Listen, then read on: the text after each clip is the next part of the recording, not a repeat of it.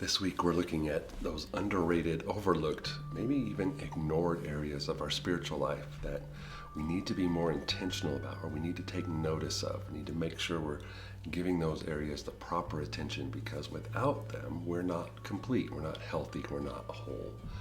And for me, and I think maybe for many of us in our culture, one of the most overlooked parts of our spiritual life is the whole idea of rest. It is critical that you learn the skill of rest.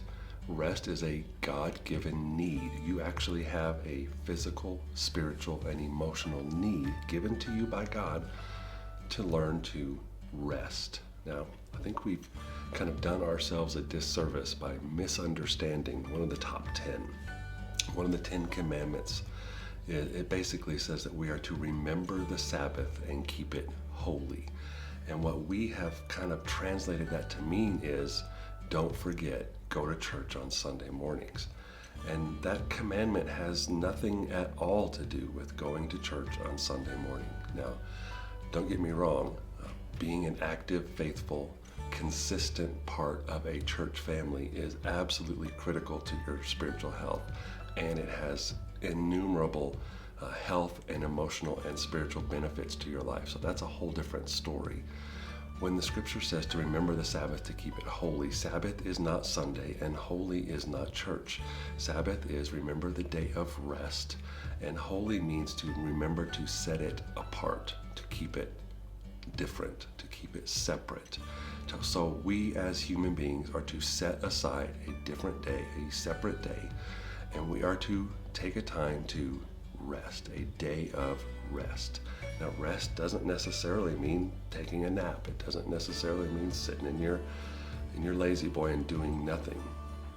To rest is to step away from what you normally do and do something different that recharges you, that refreshes you, that gives you rest.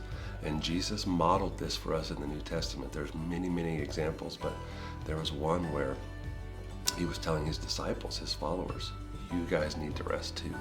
In Mark chapter 6, verse 31, the scripture says that because there were so many people coming and going that they didn't even have a chance to eat, Jesus said to them, come with me by yourselves, leave everybody else. We're going to a quiet place to get some rest. This is something that Jesus modeled over and over. He would perform a miracle and then he would withdraw. He would feed thousands of people and then he would retreat. The disciples would often find him by himself, sleeping, by himself, praying. This is just the example of Jesus. Here's why. There were many, many people in the life of Jesus that needed Jesus at his best. And Jesus knew he could not be at his best without rest. And so from time to time, Jesus would set aside a day or a moment or a couple of days, and he would just check out of what he normally did, and he would rest.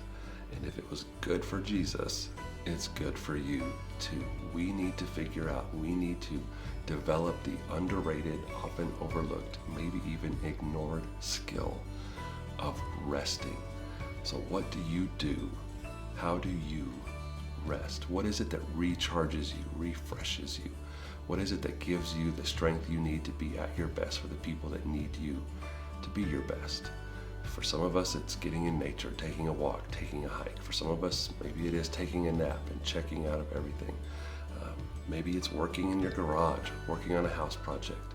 There are so many things that can give you rest, can help you to recharge and refresh your batteries. I always try to think of it like this.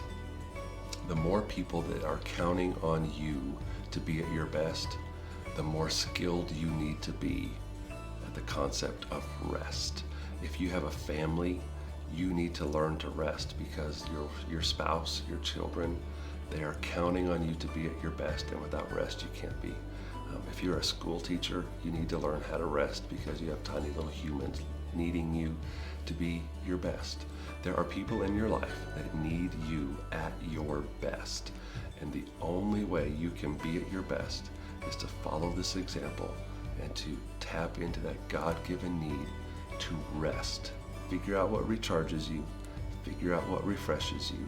Set aside some time every week to do that. That's how you be your best. Somebody needs you at your best. So let us learn to rest. See you later.